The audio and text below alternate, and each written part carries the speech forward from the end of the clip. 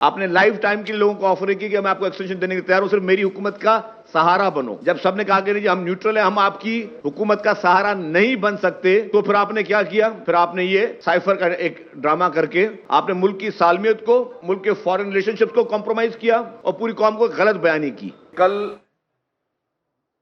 جو سائفر کے متعلق ایک اہم فیصلہ آیا ہے، فیصلے اب پبلک ہو چکا ہے، اس میں پبلک اپنی رائے دے سکتی ہے، پبلک کی امانت ہے، اور جنہوں نے فیصلہ دیا ہے نہایت ہی قابل احترام ہے، بہت ہی قابل احترام ہے، اور دل سے ان کا احترام بھی کرتے ہیں۔ لیکن چند ایسے الفاظ جو کہ آج اخباروں میں اور کل کچھ ٹی وی چینلوں کی زینت بنے، جس سے میں چاہتا ہوں کہ وہ تاریخی حقائق کے منفی ہیں، اس پہ عوام کو اور خصوصی طور پر نوجوان نسل کو حقائق بتانے چاہیے۔ نوجوان نسل کو گمراہ کبھی بھی نہیں کرنا چاہیے۔ پہلی بات یہ جی سائفر سے کیا نقصان ہوا، کیا فائدہ ہوا، یا پاکستان کو کیا نقصان ہوا، یا سائفر کی وجہ سے کسی ملک کو کیا فائدہ ہوا؟ تو میں سمجھتا ہوں کہ یہ سائفر پورا ایک بہت بڑا ڈرامہ تھا۔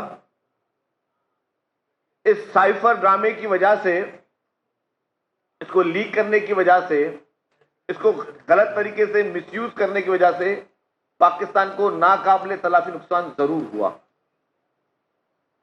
سیاسی مقاصد کے لیے جلسے کے پہ اس چیز کو لہرانا، اس کی پوری تاریخی حقائق ہیں۔ حقائق اس کی یہ ہے کہ جب جلسے میں لہرایا گیا عمران خان کی طرف سے، تو اسے 1 ماہ پہلے یہ سائفر کی کاپی ان کو ملی تھی۔ 1 ماہ تک وہ خاموش تھے، پی ٹی آئی خاموش تھی، فیڈرل گورنمنٹ خاموش تھی اس وقت کی، اس وقت کا پرائم منسٹر خاموش تھا، اس وقت کا فارن منسٹر خاموش تھا۔ انہوں نے اس کو کہیں پہ بھی یوز نہیں کیا، 1 مہینے تک بالکل خاموش رہے۔ اور جو ایک ڈپلومیٹک طریقہ ہوتا ہے کہ اگر کسی ملک کے سے آپ کو کوئی ایشو ہے تو اس کے ایمبیسڈر کو بلا کے فارن آفس میں پھر اس کو احتجاج ریکارڈ کروایا جاتا ہے۔ یہ بھی کچھ نہیں ہوا اس طرح کی کوئی چیز۔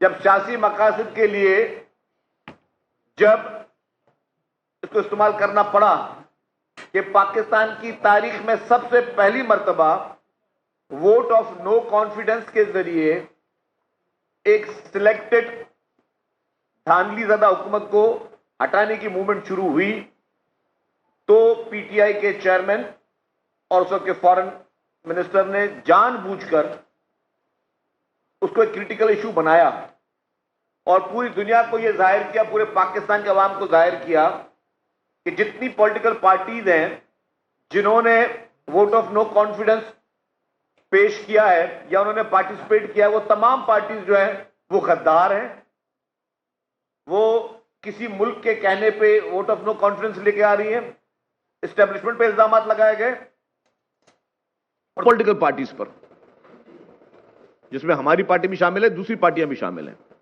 یہ قوم کو غلط بات بتائی گئی، قوم کو گمراہ کیا گیا، قوم کی آنکھوں میں دھول جھونکی گئی، صرف اپنی ذاتی مقاصد کے لیے، اقتدار کے حصول کے لیے، اقتدار کی ہوس کے لیے، اقتدار کی کرسی کے لیے۔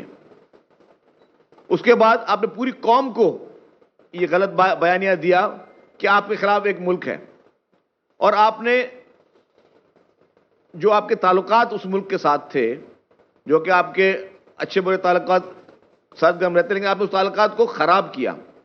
تو سوال یہ پتہ ہوتا کہ اگر آپ کے تعلقات اس وقت خراب ہوئے کسی ملک کے ساتھ اور پاکستان کو کچھ مشکلات کا سامنا آج دن تک کرنا پڑ رہا ہے، تو کیا آپ کے دشمن ممالک کو فائدہ ہوا یا نہیں ہوا؟ ڈیفینیٹلی ہوا۔ صرف نقصان یہ نہیں ہوتا کہ جی کسی نے آپ کے ملک پہ کوئی پتھر تو نہیں پھینکا کہ آپ کو نقصان ہوا ہے، یا کسی نے آپ کے ملک پہ فائر تو نہیں کیا کہ کوئی نقصان ہوتا ہے۔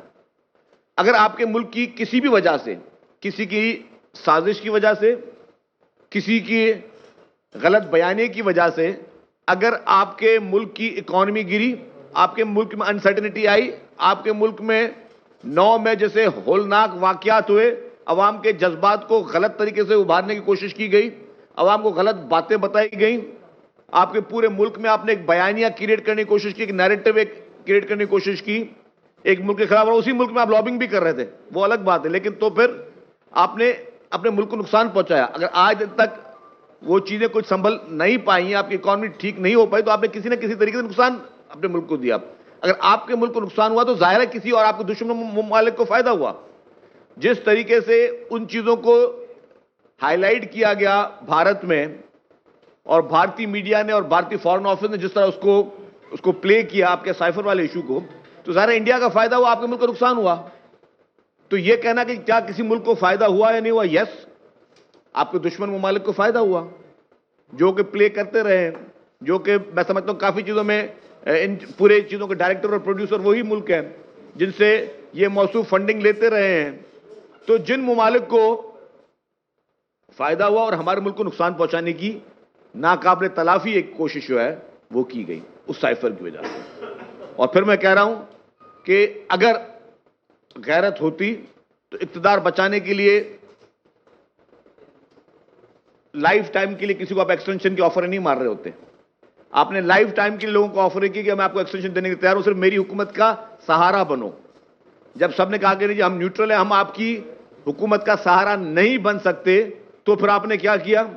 پھر آپ نے یہ سائفر کا ایک ڈرامہ کر کے آپ نے پوری قوم کو، آپ نے ملک کی سالمیت کو، ملک کے فارن ریلیشن شپس کو کمپرومائز کیا اور پوری قوم کو غلط بیانی کی۔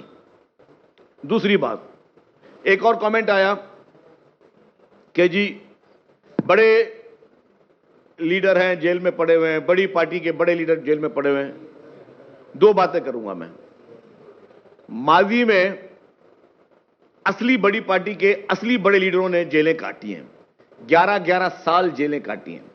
محترم آصف علی زرداری صاحب کو بغیر کسی آج دن تک کنوکشن کے 11 سال جیل میں رہے وہ، اور ایک مرتبہ نہیں ہر حکومت میں ان کو جیل بھیجا گیا، پیپلز پارٹی کو پریشرائز کرنے کے لیے، پیپلز پارٹی کو بدنام کرنے کے لیے، پیپلز پارٹی کو بلیک میل کرنے کے لیے۔ تب تو اس طرح کے کمنٹس ہم نے کہیں نہیں سنے، تب تو اس طرح کا سافٹ کارنر ہمیں کہیں سننے میں نہیں آیا۔ بڑے لیڈر یہ نہیں ہوتے،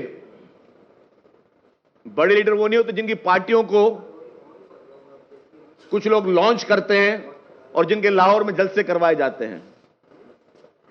کہاں سے میں کہتا ہوں عمران خان یا پی ٹی آئی بڑے لیڈر ہیں، بڑی پارٹی ہیں، جو اپنی سیاست، اپنی پارٹی کو لانچ کرنے کے لیے، جن کے لاہور میں باقاعدہ جن کو ٹیسٹ ٹیوب بیبی کی طرح ان کو جو ہے ان کی سیاست بنائی جاتی ہے، پھر وہ دھرنے کس طرح دیتے ہیں؟ کیا وہ چھپے ہوئے ہیں؟ یا 2018 کے الیکشن میں جس طرح آر ٹی ایس بٹھا کے، جس طریقے سے عوام کے مینڈیٹ پہ ڈاکہ ڈال کر، یا آپ سب کراچی بیٹھے، آپ نے دیکھا ہوگا کراچی میں کیا ہوا تھا، کیا پی ٹی آئی کی جینین سیٹس تھیں یہ، جس طریقے سے ٹھپے مار کے آر ٹی ایس بٹھا کے جن پولیٹیکل پارٹیز کو اقتدار دیا جاتا ہے، کیا یہ بڑے پارٹیاں ہیں؟ کیا یہ بڑے لیڈر ہیں؟ کیا یہ بڑے لوگ ہیں جو اپنی ذاتی مفاد کے لیے، اقتدار کی ہوس میں ملک کو کمپرومائز کرنے کے لیے تیار ہیں، ملک کے اداروں کو کمپرومائز کرنے کے لیے تیار ہیں، ملک کے ہر ادارے کے خلاف سازش کرنے کے لیے تیار ہیں؟ کیا یہ ملک سے سنسیئر، کیا یہ بڑے لیڈر ہیں؟ نہیں ہے یہ بڑے لیڈر۔ بڑے لیڈر وہ ہیں جن کے سامنے ان کے معصوم بچوں کی لاش پڑی ہو، جن کے سامنے ملک کی عظیم لیڈر کی لاش پڑی ہو، اور اس وقت جذبات کیا اور وہ نعرہ لگا رہے ہو پاکستان کھپے، وہ ہوتے ہیں بڑے لیڈر، وہ ہوتے ہیں بڑی پارٹیاں، جن کی پوری لیڈرشپ نے پاکستان میں جمہوریت کے لیے، پاکستان میں آئین کی بحالی کے لیے اپنے جان کے نذرانے دیے، پھانسی کے پھندے چومے، تحریکیں چلائیں ایم آر ڈی کی، وہ ہے بڑے لیڈر، وہ ہے بڑی پارٹیاں۔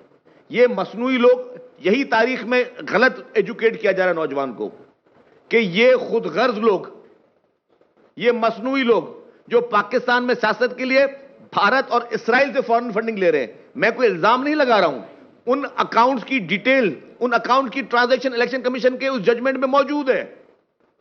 تو مجھے سمجھ نہیں آتی ہماری کوئی بھی عدلیہ سب کے لیے قابل احترام ہے، کیسے کہہ سکتی ہے ایسی پولیٹیکل پارٹی کو آپ کس طرح چلنے دیتے ہیں جس کے یہ اسٹیبلش ہو چکا ہے، الزام نہیں ہے، ثبوتوں کے ساتھ، منی ٹریلز کے ساتھ، کہ جی بھارت اور اسرائیل آپ کو پیسے دے رہا ہے کہ آپ پاکستان میں پالیٹکس کرو۔